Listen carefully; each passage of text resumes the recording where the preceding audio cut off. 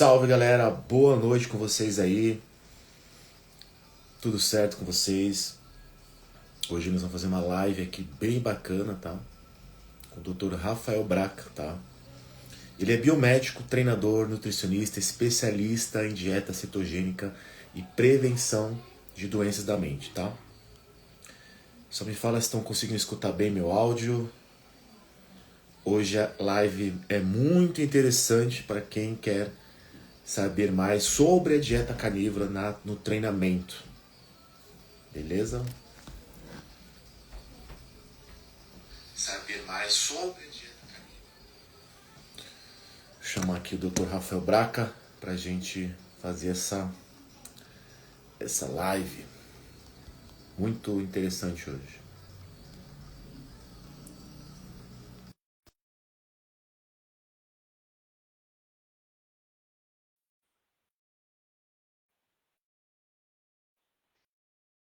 Boa noite, boa noite. Tá escutando meu áudio aí? Hoje a gente vai falar sobre dieta carnívora, dieta cetogênica na musculação, tá? E nada mais justo uma pessoa que tem experiência na área, o Dr. Rafael Braca, ele é nutricionista, tá? Ele é biomédico, treinador, especialista nessa parte aí.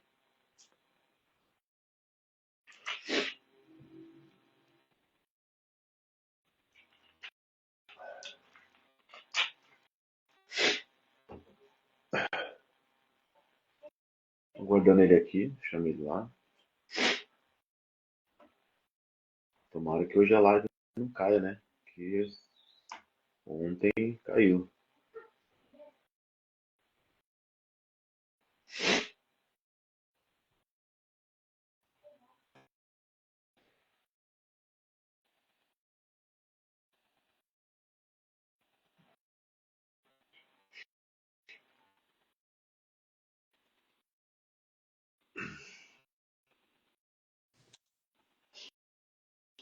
Opa!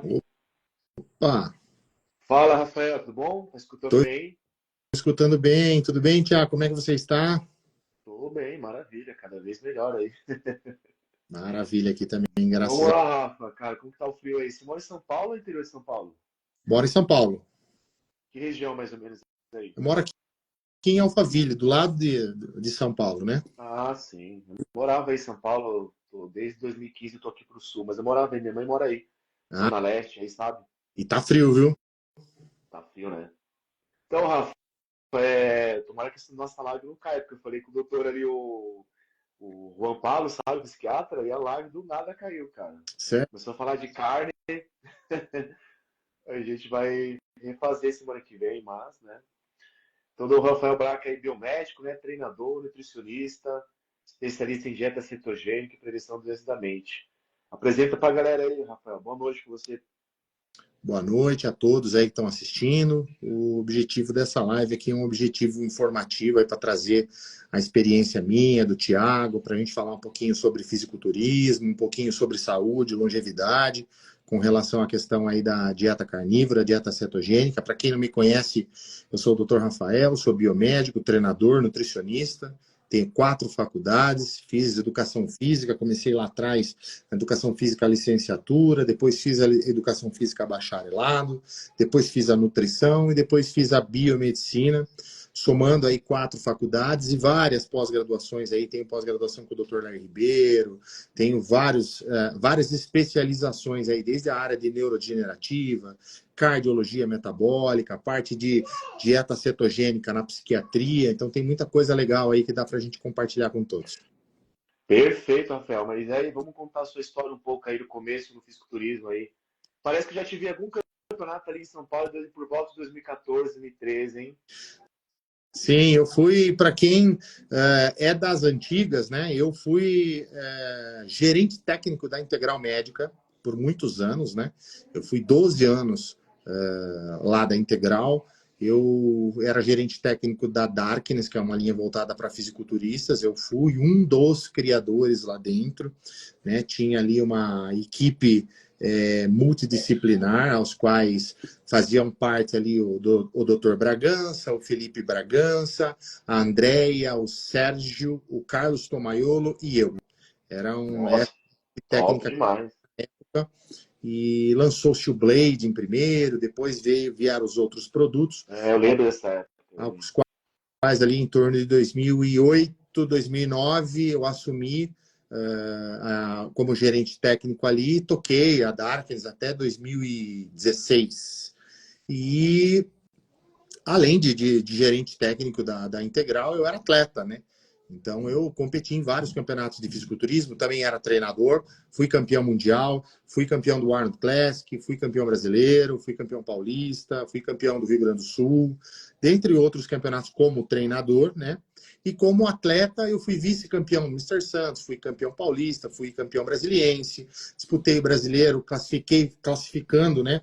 Dentre os top 6 ali para o Arnold Classic, fui para o Arnold, competi no Arnold, também fiquei em sétimo. Então, eu tive aí uma experiência vasta em campeonatos. Disputei muitos campeonatos, né? Old school total, né? Comecei ali com na 85 e depois ali de 3 competições eu já fui para cima de 100 e fiquei na acima de 100. Fiquei muitos anos competindo na Aquele acima de 100. campeonato ali de 2014, ali, você chegou a participar? O Paulista? Eu fui Porque parece que esse campeonato eu acho que eu te vi, cara, porque eu competi nesse também. 2014 o Brandão estava na Júnior na época, né? Que ele foi lá o campeão overall, né? E eu fui até 90 nesse campeonato. Eu lembro de você, acho que no backstage mesmo. Pois Você é, tava bem mais pesado, né? Já tava na categoria pesada, né? Já 2014 já estava competindo na acima de 100. Em 2014 eu fui terceiro colocado no Mister Santos. Em 2015 eu fui vice-campeão. Aí, em 2016 fui campeão brasiliense. 2017 competi no brasileiro e no Arnold. Aliás, em 2016 eu competi no brasileiro, classifiquei daí para o Arnold no ano seguinte, 2017 eu competi no Arnold. Foi a minha última competição. E duas pessoas que estão agora na dieta carnívora falando de bodybuilder, né? Que é aquele sofrimento, né, Rafa? Pois. Hoje em dia eu vejo a diferença que como a gente sofria, né, cara? Comendo toda hora, dieta baixo carbo, aquela irritação, mau humor. E como que você entrou aí na cetogênica depois de ter feito várias dietas, né? Com alto de carboidrato, né? Então, eu fiz muitos tipos de dieta, né? Como eu tenho 28 anos de musculação, né? Não são 28 dias. Eu já fiz todo tipo de dieta que você possa imaginar. Eu conheci a dieta cetogênica através do Dr. Mauro Di Pasquale, uma dieta chamada dieta metabólica. Eu tenho o livro dele aqui. Muito bom. Legal. Eu li o livro dele em 2006. 2006 foi quando eu conheci a dieta cetogênica, dieta metabólica.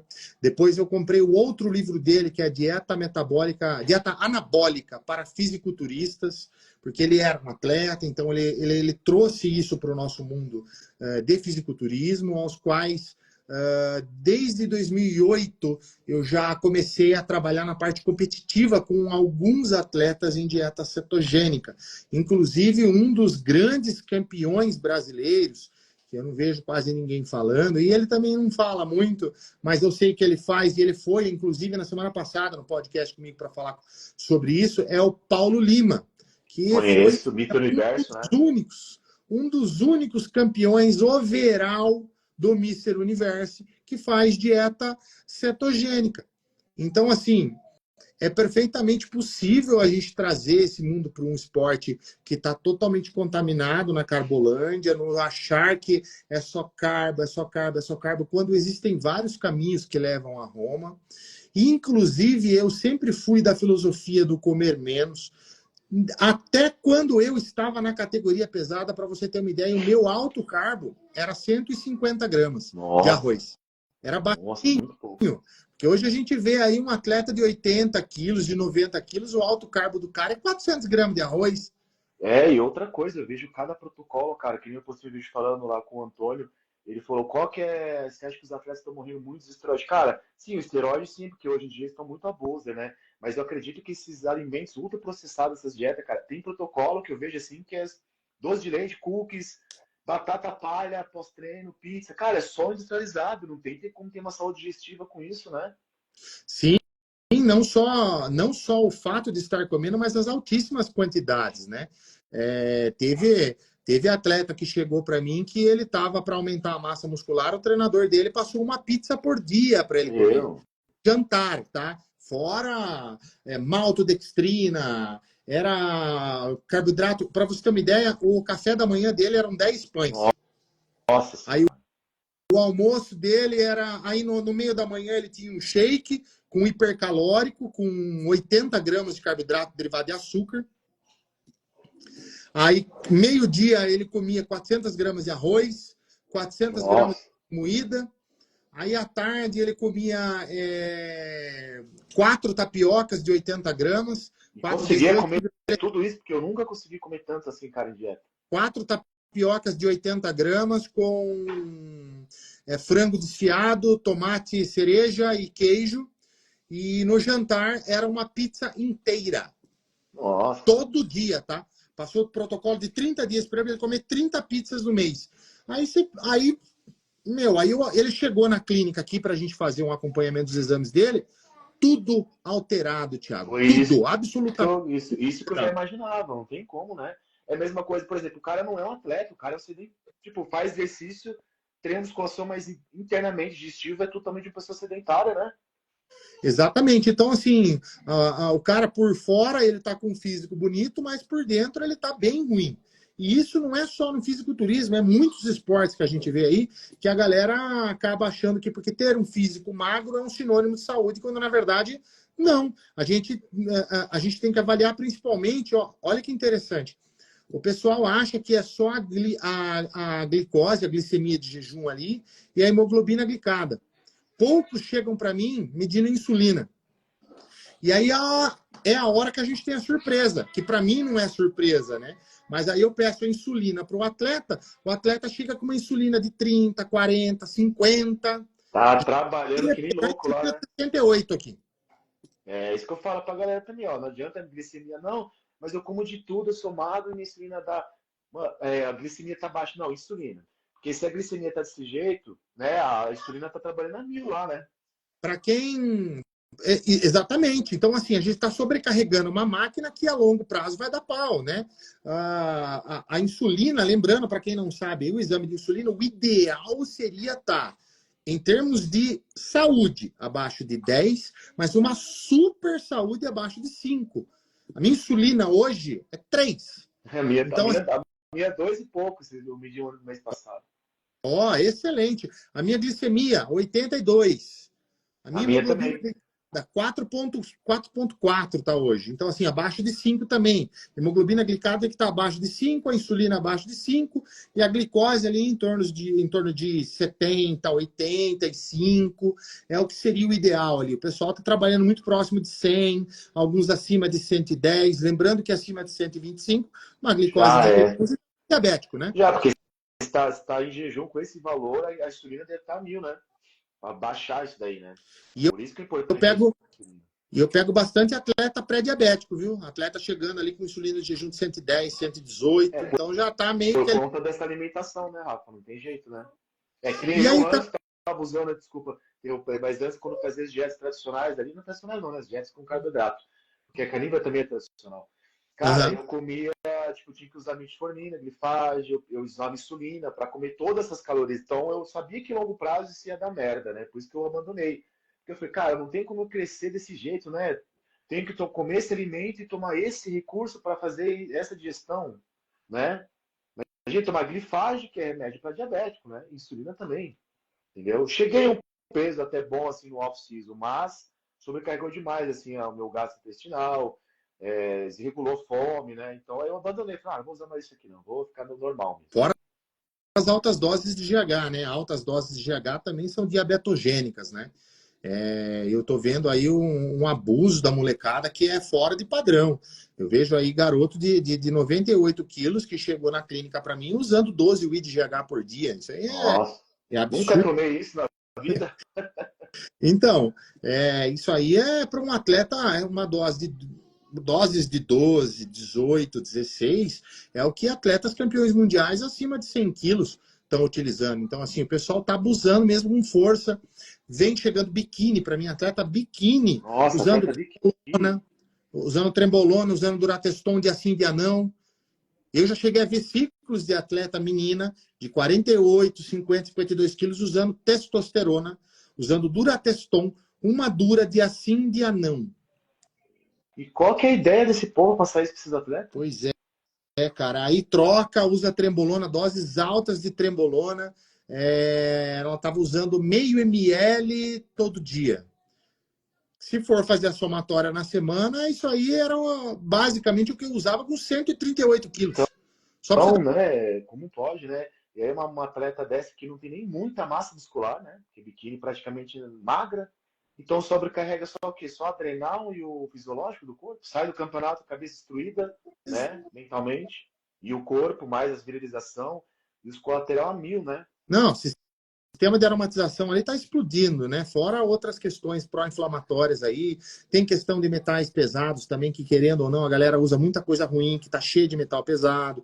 Então, para você ter uma ideia, eu como atleta, na minha época competitiva, porque já tem muitos anos, desde 2017, eu não faço ciclos para uso esportivo. Fiz modulação hormonal ali, uma testosterona a cada 10 dias, a cada 7 dias, de 2017 a 2020. E desde 2020 eu não uso mais nada e tenho mantido aí meu peso entre 120 quilos. Lógico, eu não vou ter mais os 138, 140 e nem aquela condição que eu tinha. Mas para eu ter uma super saúde, isso foi o que bastou para mim. Minha testosterona... Não tem jeito, né, Rafa? Atletas acima de 130 quilos é bem difícil segurar com saúde, né? E olha que dado interessante. O fato de eu ter usado por 28 anos aí de musculação, 20 anos usando hormônios, quando eu parei, a minha testosterona foi para 220. Comendo carbo e tal, porque tem um mecanismo chamado fosfatidilinositol, que através do carboidrato, ele dá uma suprimida na testosterona. Lógico, também meu eixo alterado por conta de tantos anos usando hormônio, mas estava difícil de eu conseguir subir. Por quê? Por conta desse eixo. Estava suprimido, né? Esse eixo suprimido e o carboidrato elevado não ia conseguir subir mesmo. As pessoas estão achando que é normal você ter uma testo de 220. Não é. Tanto que eu já estou há 1 ano na carnívora, a minha testosterona hoje é 998. Eu tenho uma testosterona de 1.000 e há 5 anos eu não uso nada. Então é perfeitamente possível. Os hormônios são tarados pelo colesterol. Eu falo isso. O colesterol é precursor dos bons hormônios. Se você tem... Eu tomo suplemento e faço dieta para ter colesterol alto. Totalmente o contrário do que as pessoas imaginam. Inclusive, eu tenho uma aula sobre cardiologia metabólica, sobre transcitose, sobre lipidograma, mostrando por que colesterol tem que ser alto. Colesterol não e a galera tá pegando muito no pé dessa questão do colesterol. A primeira pergunta que eles perguntam, dieta carnívora, eu tava fazendo outra preparação com o treinador, né, o último campeonato, esse começo do ano, e eu falei, tô fazendo a carnívora e tal. Não, beleza, mas e o colesterol? Primeira pergunta que ele fez, e o colesterol? Eu falei, o colesterol tá normal, tá alto? Tem que estar alto. Pois é. É uma coisa interessante que eu vejo os colegas do esporte se preocupando com o colesterol, com esse assunto, mas não se preocupam com a dislipidemia que o esteroide faz. Aí não tem problema para ele passar o ciclo, baixar o HDL, subir o triglicerídeo, porque existe uma regra básica ali no lipidograma que é o seguinte. Primeiro, vamos falar do colesterol total. O colesterol total ele é um álcool, ele não é gordura. Então, colesterol total não entope artéria. Álcool não entope cano, metaforicamente falando. Então, não tem como você ter uma placa aterogênica baseando-se no colesterol total. O colesterol total ele é um álcool, ele é mocinho, ele participa de 98% das ações. Até para piscar o olho a gente usa colesterol. Nosso cérebro é feito de colesterol. Nosso corpo precisa de colesterol para produzir hormônios, para fazer um monte de coisa. Então, o colesterol ele tem que estar desde a década de 70, para você ter uma ideia, da década de 70 a 90, o normal no hospital de cardiologia era você ter um colesterol total de 200 a 350. Então, ou seja, não tem muitos anos, não tem muitas décadas que era normal 200 a 350. O nosso corpo, se a gente for falar de bioengenharia, se nós formos falar de DNA, se nós formos falar de mudanças, de adaptações físicas, elas são milenares. Ou seja, nosso corpo não poderia ter mudado em décadas. Então, eles mudaram os padrões sem parâmetro nenhum. Tá? Esse é o primeiro ponto. Então, tem que estar entre 200 e 350. Por quê? Porque estudos que não têm patrocínio da indústria farmacêutica, como tem o Instituto Cochrane, tem vários estudos científicos aqui, eu tenho mais de 240 estudos científicos pesados no meu curso de cardiologia metabólica, mostrando que colesterol tem que ser alto. Olha o que esses colégios falam. Esses colégios mostram que não só é um problema ter colesterol baixo, como você está mais predisposto a ter infecção, inflamação, rinite, asma, sinusite, Alzheimer e infarto. Se você foi feito um estudo na Europa e nos Estados Unidos mostrando que 85% dos infartados tinham colesterol igual ou abaixo de 160. E tem explicação para isso. Colesterol, ele protege a bainha de mielina, que é a capa que recobre o vaso, por exemplo, no cérebro. Mas ele é o que perfaz ali o revestimento do vaso. Então, se você tem um colesterol baixo demais, você não tem proteção no revestimento desse vaso, caso haja algum tipo de microlesão. Então, está muito mais predisposta uma pessoa que tem um colesterol abaixo de 160 do que tem uma que tem mais, porque eu tenho mais matéria-prima para proteger as paredes das minhas artérias. Então, falando do colesterol total, tá? Porque o triglicerídeo já é outra história. O triglicerídeo, ele é tem uma pessoa que tem triglicerídeos alto e um colesterol baixo. Aí tá perigoso também, né? Exato. O triglicerídeo, ele é derivado dos carboidratos que a gente ingere, a maioria. Então, o triglicerídeo, ele é um marcador de risco cardíaco dos maiores colégios do mundo. Triglicerídeo tem que estar abaixo de 150, tá? Esse é o primeiro ponto. Triglicerídeo abaixo de 150. Como que a gente abaixa um triglicerídeo? Diminuindo o consumo de carboidrato e aumentando as gorduras. Olha que legal. Sim, gorduras baixam o triglicerídeo. Em especial o ômega 3, o óleo de coco, e tem um carinha do complexo B chamado inositol, aos quais a gente usa o hexanicotinato de inositol, porque ele não dá flush. O inositol normal, se você usar uma alta dose, pode dar flush, que é uma vermelhidão no rosto. O hexanicotinato de inositol, na dose aí entre 1.000 e 1.500 miligramas, você, associado a boas gorduras, você tem como suplementação baixar aí o colesterol. Já peguei paciente aí com triglicerídeo de 480 e eu passei o ômega 3, passei o hexanicotinato e reduzia os carboidratos que estavam em 70% para 10%. 8%. Resumo, em 30 dias, esse colesterol de 485, eu tenho um exame, inclusive fiz até um vídeo no meu canal, no YouTube, mostrando isso, ele foi para 110. Nossa, maravilha, né? Dieta carnívora, entendeu? E é isso que a galera tema, né? Ô, Rafa, muita pergunta eu recebo ali no meu Instagram, né? Então você que tem bastante conhecimento nisso. E a galera pergunta lá, é possível ganhar massa muscular na dieta carnívora?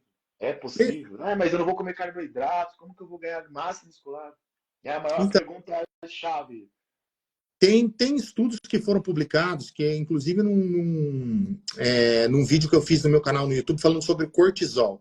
A galera fala que a dieta carnívora aumenta o cortisol, e eu mostrei 8 estudos pesados ali, mostrando que não só não aumenta o cortisol, como o grupo estudado aumentou a massa muscular, porque aumentou a sinalização, o mTOR, aumentou um monte de coisa ali, porque a gente não precisa só do carboidrato. Fora o fato que o nosso corpo produz o carboidrato, ele converte no carboidrato que ele precisa. É um processo chamado gliconeogênese. O nosso corpo não precisa necessariamente de carboidratos. Esse é o fator número 1. Fator número 2. Não, mas aí vai arrebentar com o glicogênio.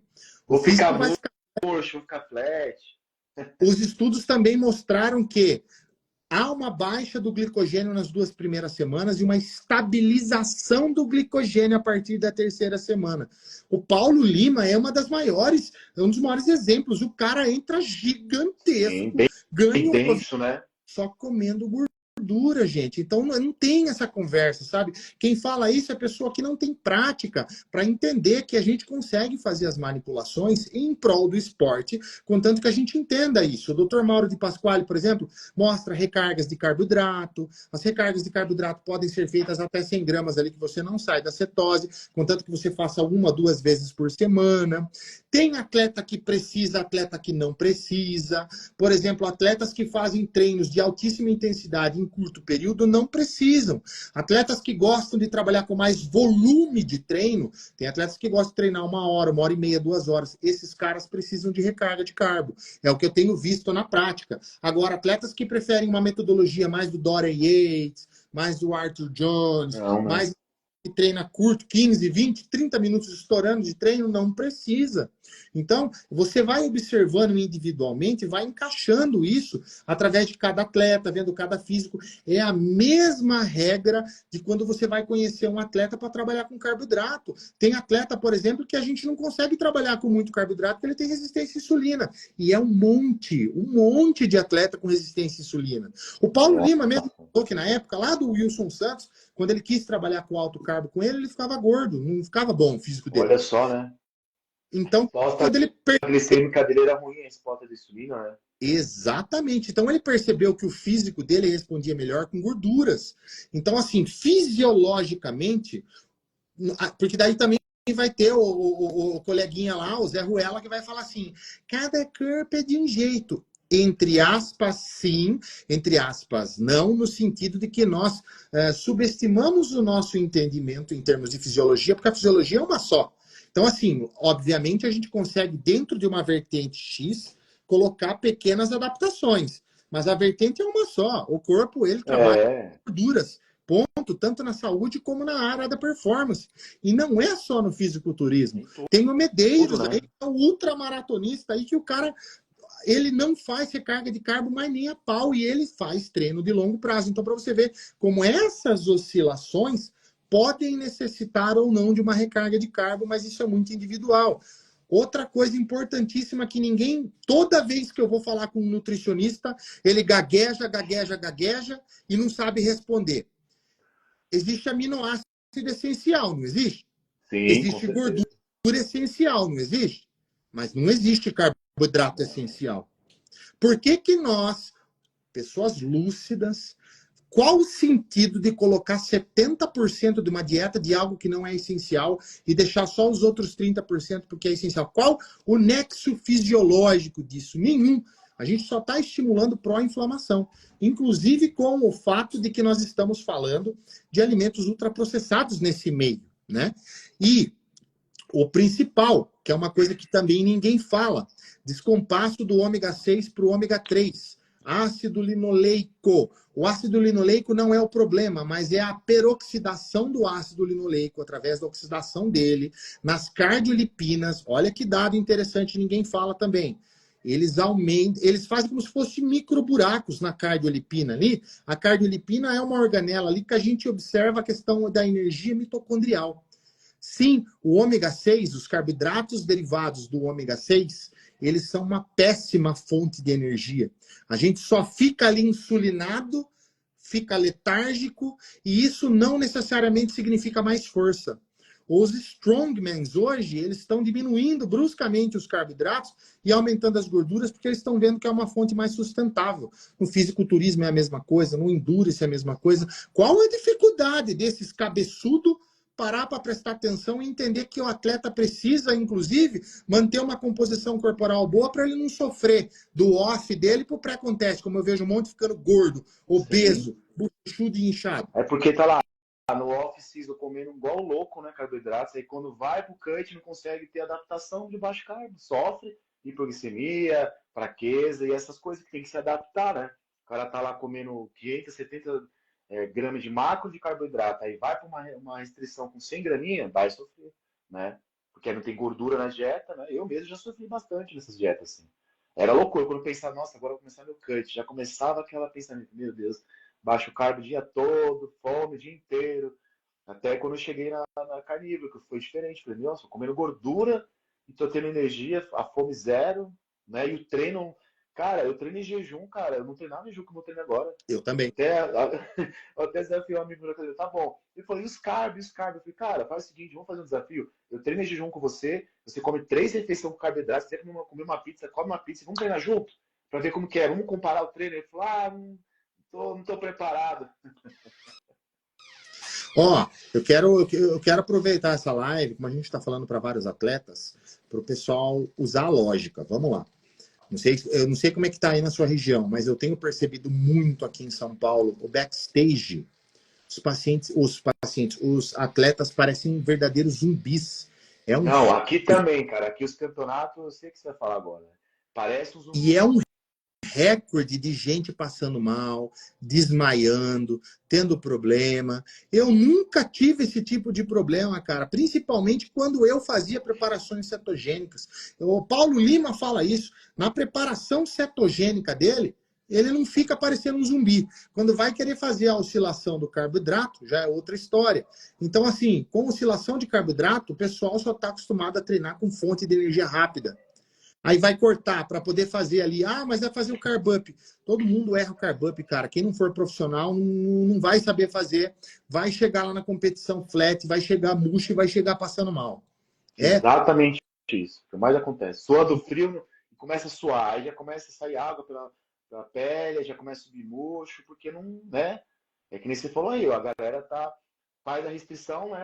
Corta os carboidratos, aí coloca de uma vez, aí dá aquele choque, dá aquela, né, hiperglicemia e acontece isso. Inclusive, tem um atleta que é famosíssimo, disputou Mister Olímpia, tudo, quase foi campeão, né? Ele teve problema de glicar o olho dele. Nossa. Eu não vi falar, eu estava junto com ele. Foi fazer uma recarga de carboidrato, começou a glicar o olho dele. Gente, Glicar, é gente, uma pessoa diabética que tem isso, né, cara? risco altíssimo de ficar cego. Uma brincadeirinha com carboidrato ali, né?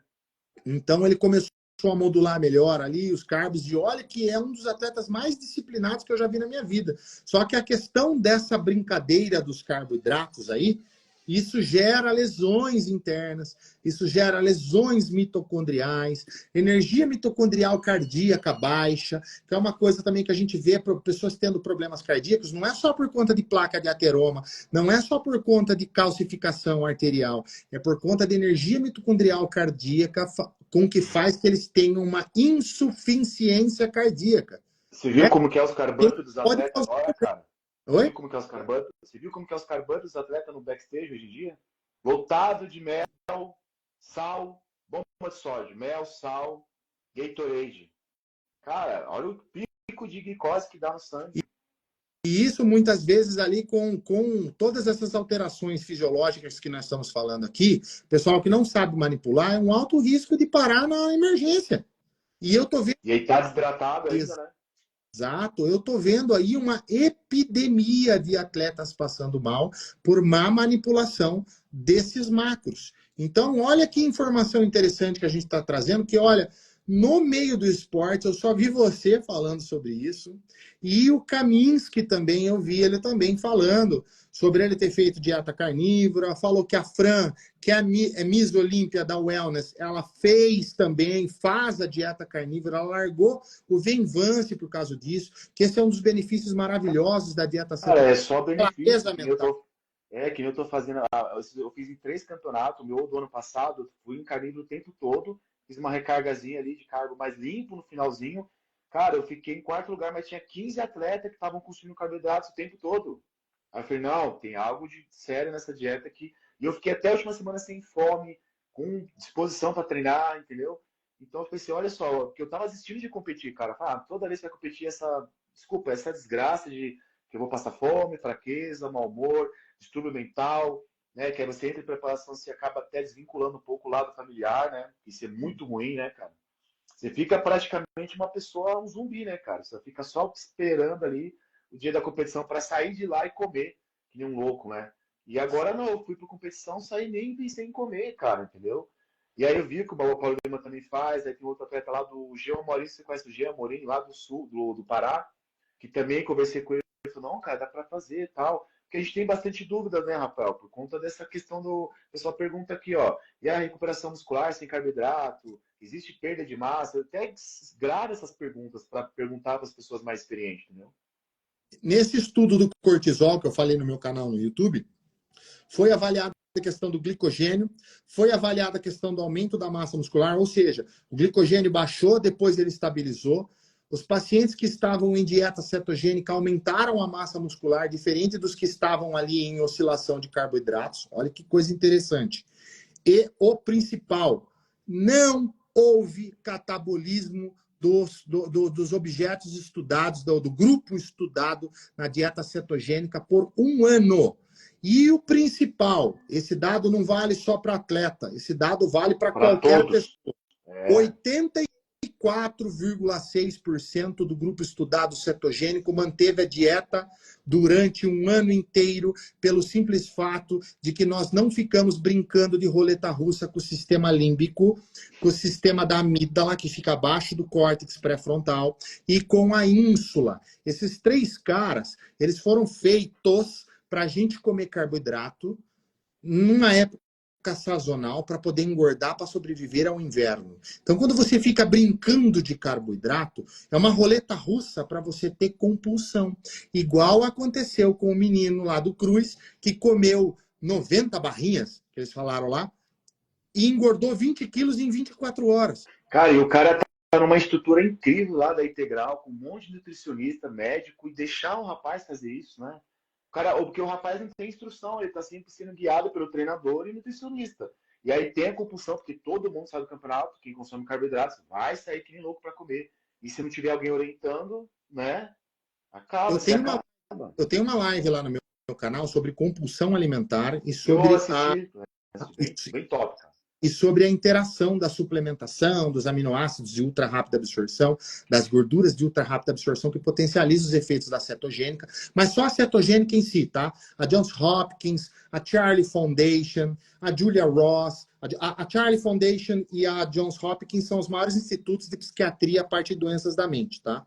A Julia Ross, a Beth Kenya, a Nora Volkov, dentre outros aí pesquisadores dessa área acadêmica do cérebro, eles mostram que o nosso cérebro foi feito, quanto mais carbo como, mais carbo quero. Por quê? Para a pessoa, para o animal também, né? Para comer e falar, come, para você engordar, para você depois sazonalmente poder sobreviver ao inverno. Então, essa história... invernar, né? Exato, essa história de você ficar gordura, né? Focar gordura no corpo, né? Então, essa história de você ficar brincando com carboidrato, em especial carboidrato de alto índice glicêmico, é ficar brincando de roleta russa para ter uma compulsão. Então, eu acho uma puta irresponsabilidade um profissional da área da nutrição, que principalmente o pessoal que estuda a área da mente, ficar brincando com esse negócio de você pode comer um pãozinho todo dia, um pedacinho de chocolate todo dia. Olha só, esse estudo que eu falei dos 84% que ficou na cetogênica, o pessoal que ficou na dieta de oscilação de carbo, só 16% aguentou. Sabe por quê? Porque fator número 1, ninguém aguenta passar fome muito tempo. É como se você fosse segurar uma bola embaixo d'água.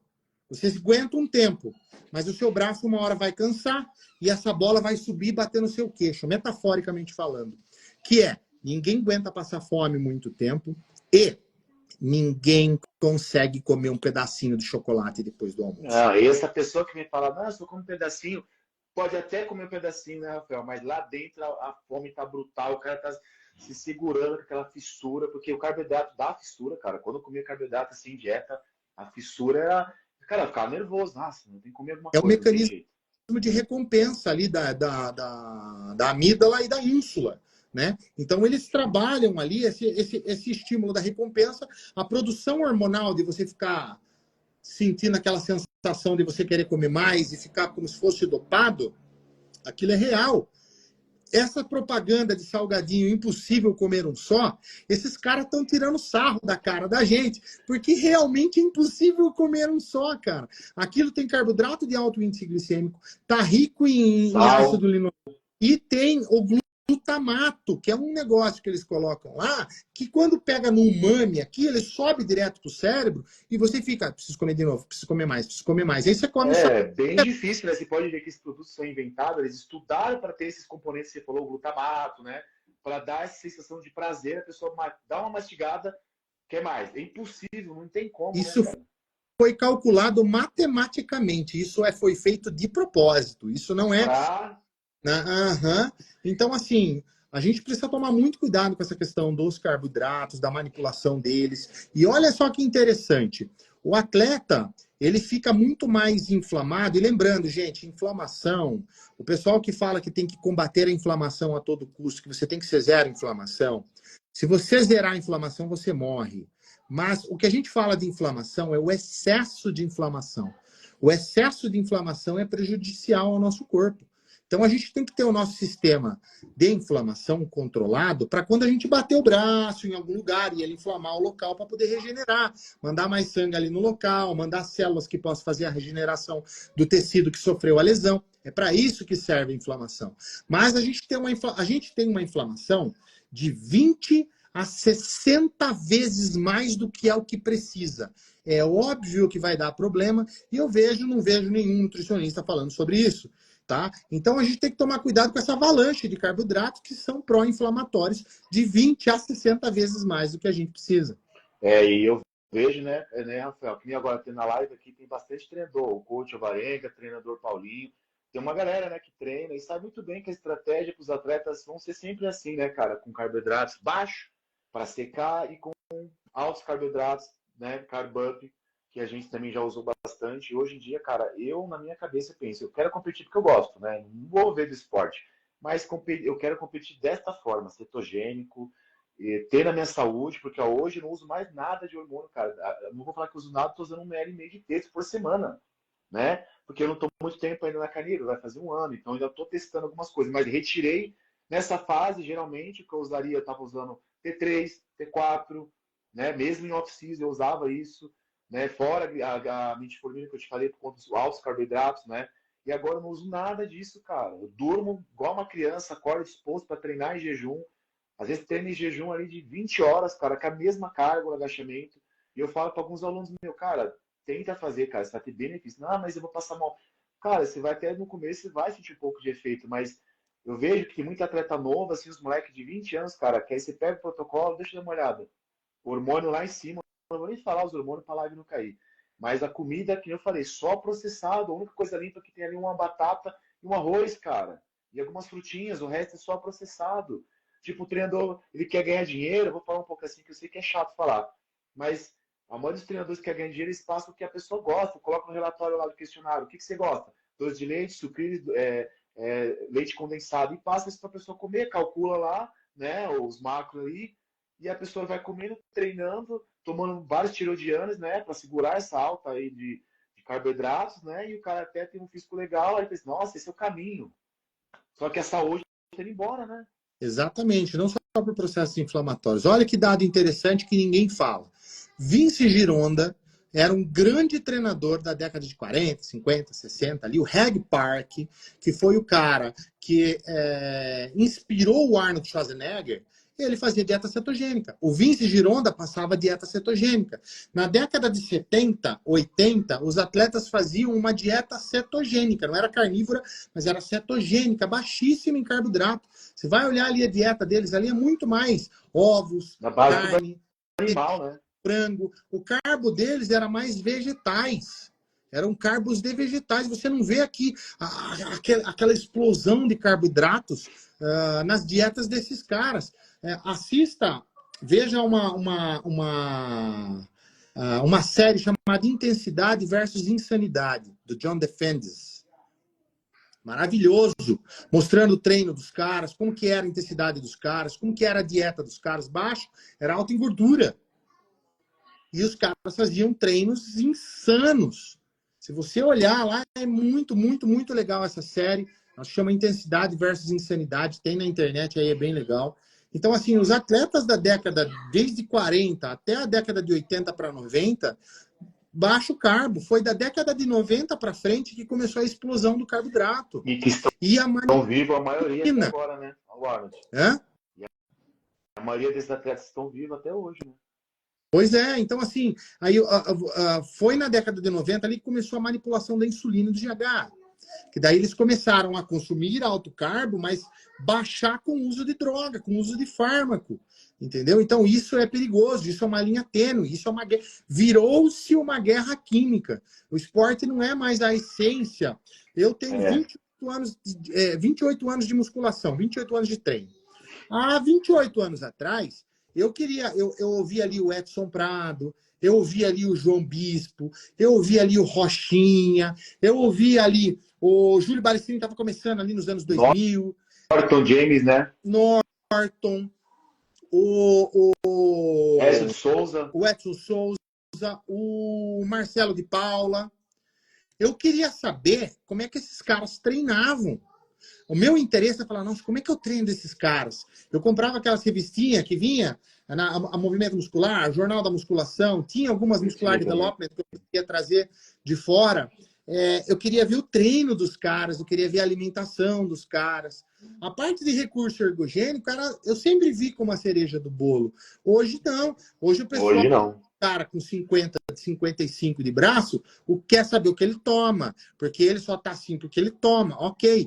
Tem influência o recurso ergogênico, mas o seu interesse em saber o que ele toma não é no composto geral, sabe como que ele treina, como que é o treino dele, como que é a dieta dele, como que é a suplementação dele. Isso há 20, 25 anos atrás era o que a gente se interessava. Hoje não. Eu não Hoje, vejo além de ser os recursos ergogênicos, o Ronnie né? Coyle treina. É.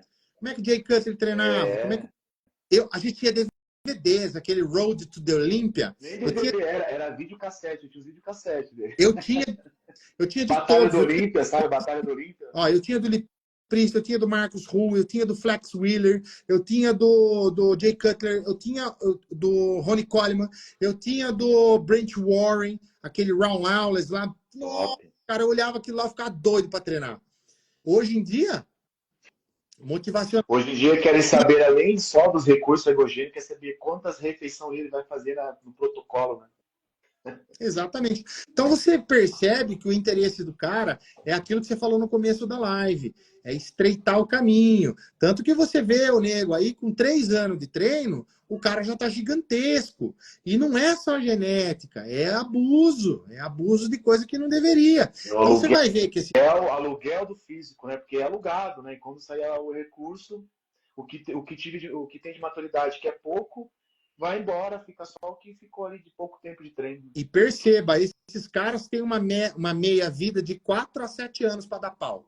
Esses caras desaparecem. Quem que... você não viu o Dallas ali? O Dallas morreu quantos anos? 29? 29 anos, 28 e 29 anos, é. Entraram na autópsia dele lá com não sei quantos miligramas de trembolona na autópsia. O coração Nossa, dele estava diversas vezes maior, o fígado dele estava várias vezes maior, é complicado. Se você vê os atletas da antiga, competem até hoje, o Norton compete até hoje, o Paulo Lima compete até hoje, o Sardinha compete até hoje, entendeu? Por quê? Porque são caras que são da velha escola, que é a mesma escola minha, que é usar pouquinho. Eu, com 138 quilos, eu usava pouquinho e comia pouco também, porque eu queria um desenvolvimento proporcional. Eu tive paciência. Eu cheguei a 57 de braço, 138 quilos, mais de 80 centímetros de perna. E comida de verdade, né, Rafa? Exato. Ninguém quer comer comida de verdade. Tanto que quando eu aposentei, eu não baixei de 138 quilos para 90, para 80. Eu mantenho o meu peso. Eu estou aqui com 48, 49, 50 de braço. Há 5 anos sem usar nada. Por quê? Porque a minha massa muscular foi construída batendo ferro, fazendo levantamento terra, fazendo supino, fazendo agachamento, desenvolvimento. Para você ter uma ideia, aqui em São Paulo, eu só vejo os negros fazendo terra na Ironberg ou em academias que têm uma visão ali mais bodybuilding. Sim, a maioria não faz, né? A maioria não faz terra, no fitness existe isso. Não existe terra. Você vai às academias assim, de rede, a maioria das academias de redes estão até tirando as bases para fazer livre, para deixar só as maquininhas. Exercício proibido. Às vezes eu vou treinar na correria, assim, alguma Bluefit e tal, né? Nem todas têm, né?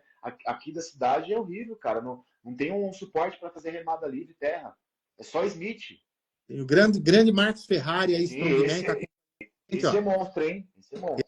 Ele está fazendo preparação comigo também, é meu paciente. E ele relatou que está na carnívora também, né? Na carnívora, na cetogênica carnívora também. A gente vai fazer um trabalho muito, muito, muito bom aí nas próximas competições dele.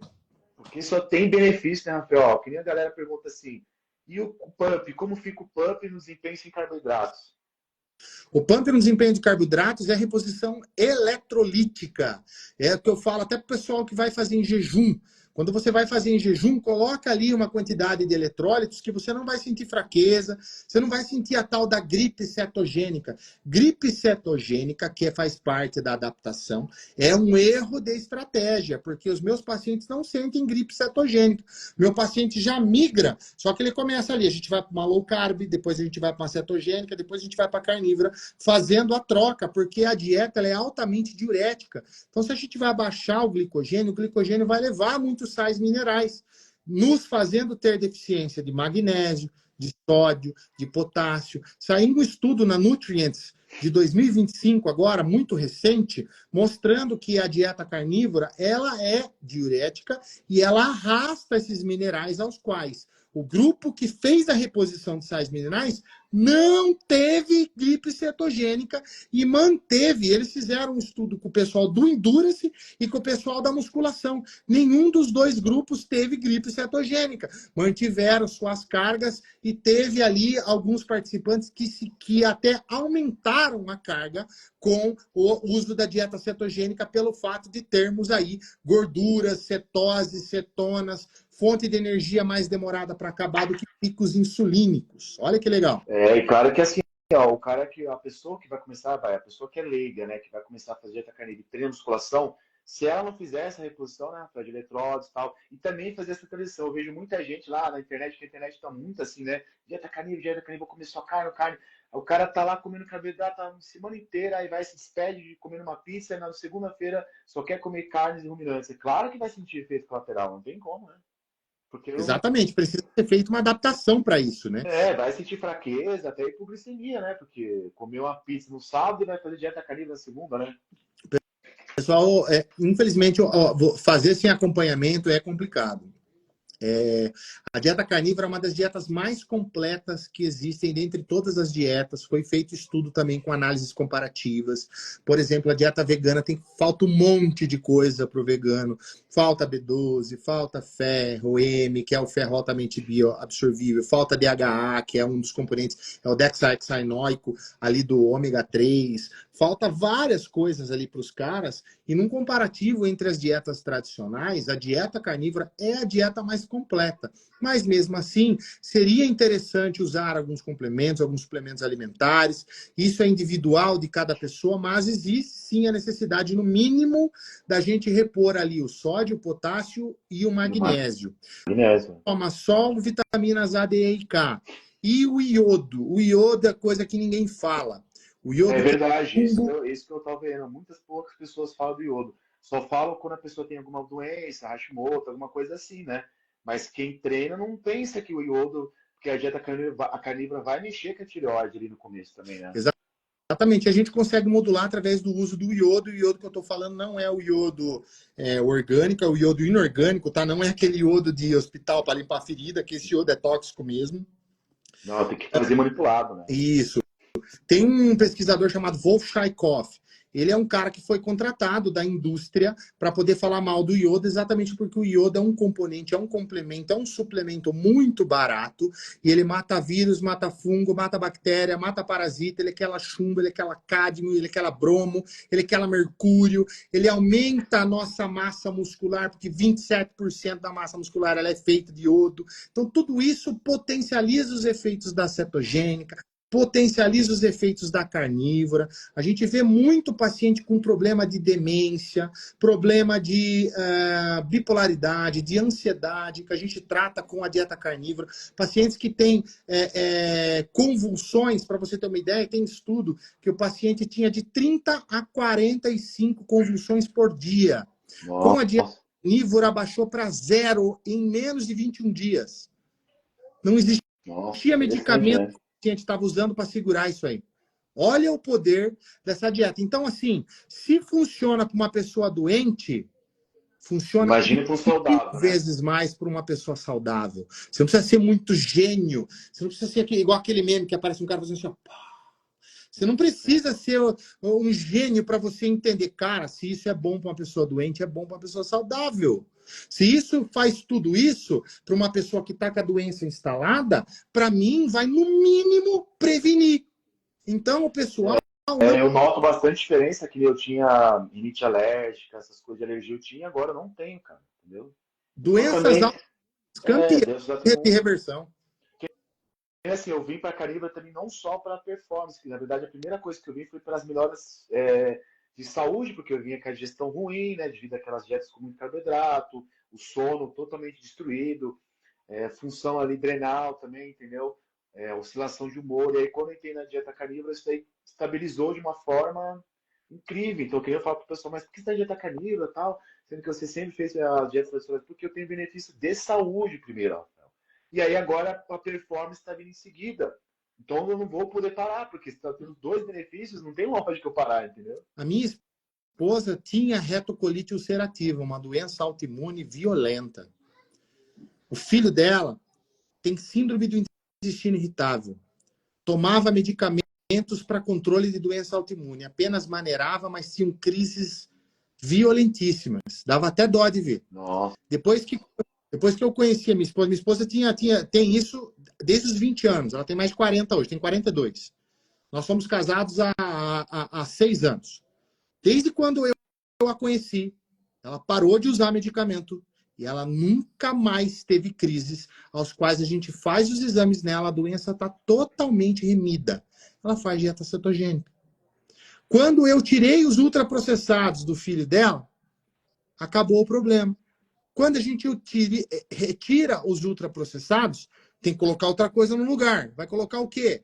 Proteínas animais, comida de verdade. Carne, ovo, peixe, frango. Começou a comer mais comida. Acabou o problema da síndrome de intestino irritável. Então, não é muito difícil do pessoal mais resistente usar o Tico e o Teco, usar o Cafu e o Roberto Carlos, que tem aqui, que só deve ter o Cafu e o Roberto Carlos, só não deve ter mais neurônio, para falar assim, faz sentido. Então, quando a gente começa a observar os grupos que fazem esse tipo de dieta, a melhora é brutal a nível mental, a nível de energia, a nível de clareza mental, a nível de energia mitocondrial cardíaca, energia mitocondrial neural.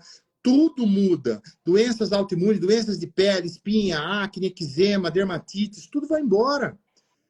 E o E é melhor. só com a alimentação, né? Você vê que às vezes não precisa colocar fármacos, né? Remédios. Só limpando a alimentação a pessoa já tem benefício ali. E isso limpa o intestino, isso dá descanso para o intestino dessas porcarias.